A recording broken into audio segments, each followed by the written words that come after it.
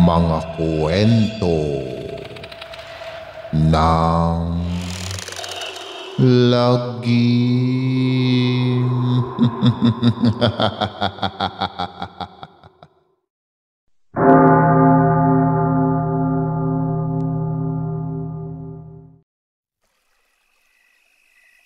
Kamusta na mga giliw naming tagapakinig? Pwede po kayong mag-comment kung nasang lugar kayo para ma-shoutout namin kayo at kung taga saan kayo. Maraming salamat mga giliw naming tagapakinig. Shoutout muna tayo kay Annalisa Arizabal. Ang sarap pakinggan ang kwento ng lagim. At kay Itzy For Me, our third viewer.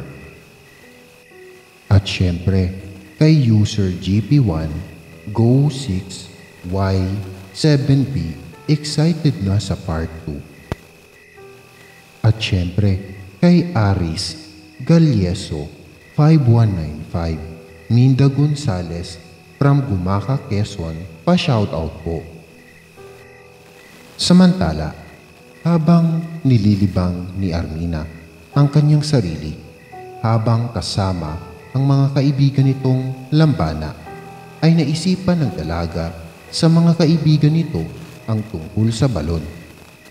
Simula ng pastit pa lamang siya hanggang sa magdalaga ay hindi pa nito nagawang tanungin ang mga lambana tungkol sa isinumpang balon ng mga diwata.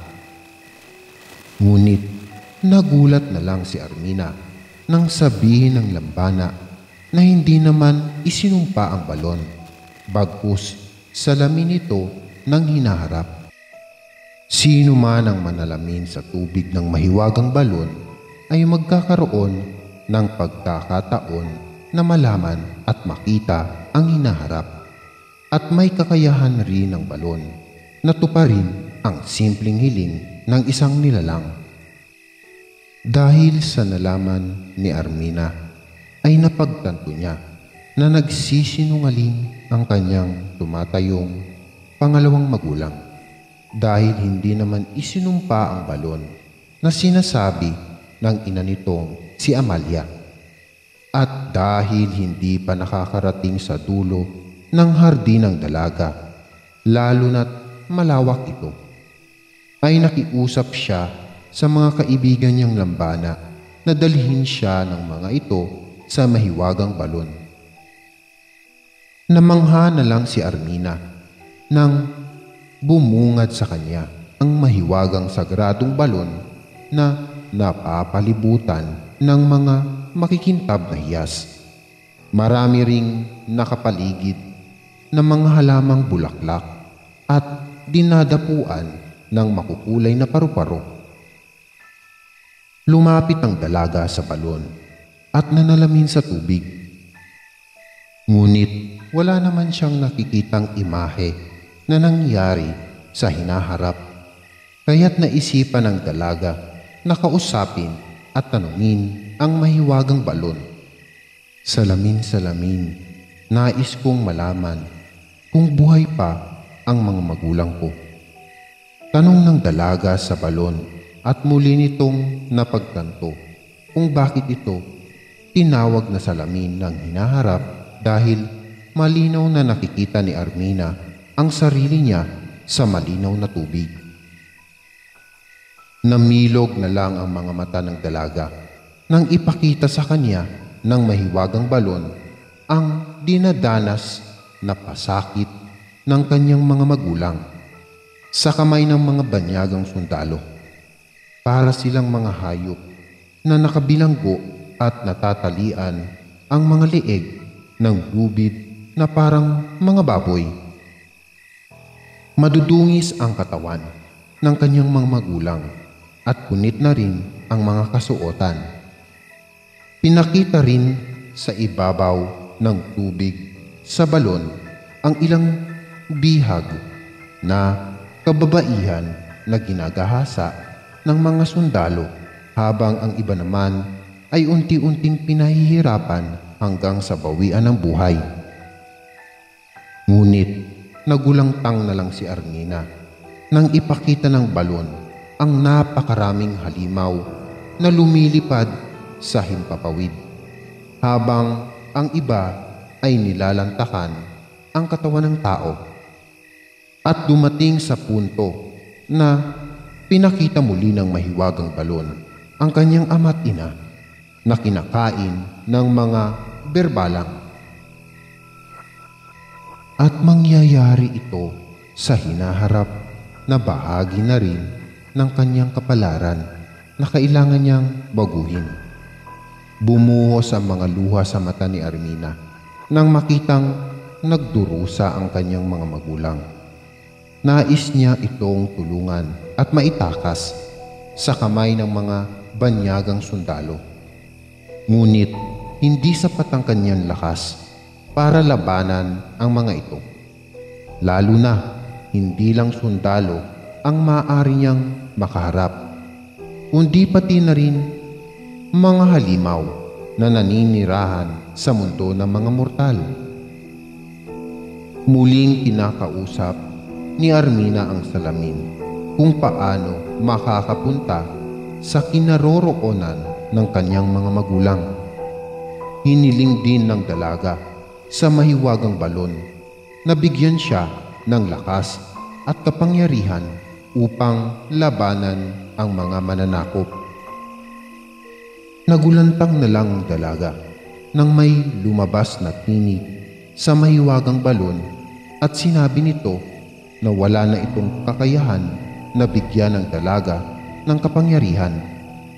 Ngunit matutulungan siya nito paano siya magkakaroon ng natatanging lakas.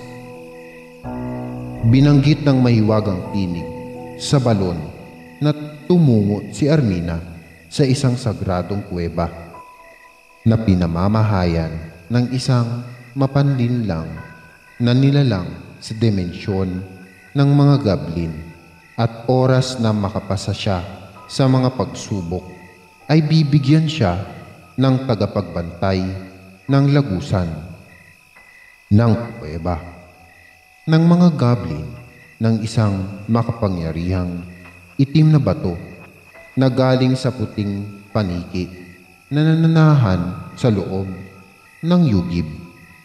Ngunit binalaan si Armina ng mahiwagang tinig na hindi madali ang magiging pagsubok dahil maraming nilalang ang nakapaligid roon at binabantayan ang gintong pana na hindi na kailangan gamitan pa ng mga palaso. Sa madaling salita, hihilahin lang ang gintong tali ng pana at lalabas na ang palaso na likha lamang ng aura na nanggagaling sa hangin.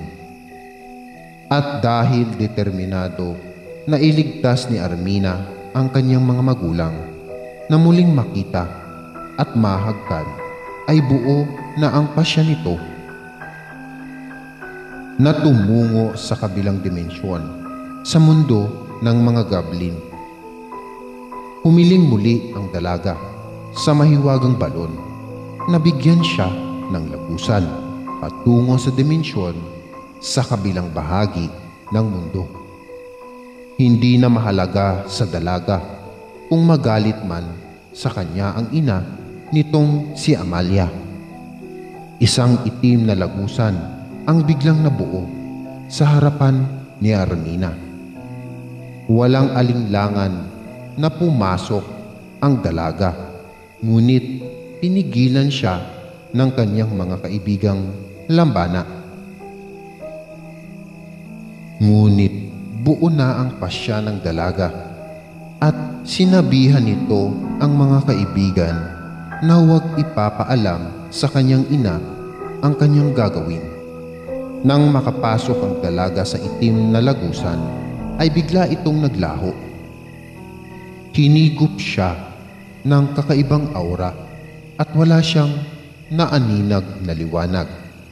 Lumipas ang ilang minuto ay iniluwa si Armina sa isang nakakasilaw na liwanag at bumungad sa kanyang harapan ang mga nagtataasang puno.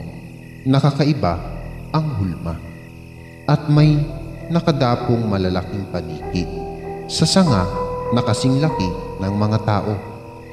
Hindi alam ni Armina kung saan niya hahanapin ang kuweba dahil napakalawak ng kagubatan. Nararamdaman rin niya na maraming mata ang lihim na nakamasid sa kanya.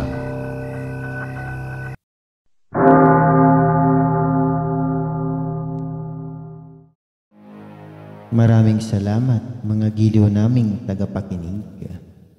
Huwag po nating kalimutan mag-subscribe at mag-like ng ating channel para sa mga kwento ng lagi.